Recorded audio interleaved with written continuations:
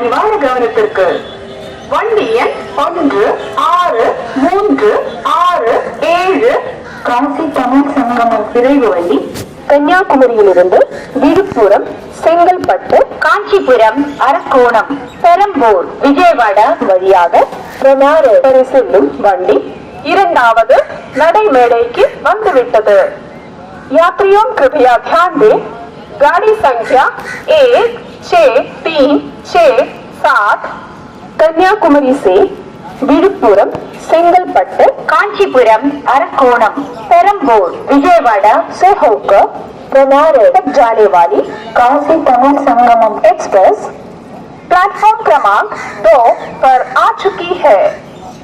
For the kind attention of passengers, train number 1637 Kashi Tamil Sangamam Express from Kanyakumari to Benares via Viluppuram, Sengalpattu, Kanchipuram, Arakonam, Perambur, Vijayawada has arrived on platform number 2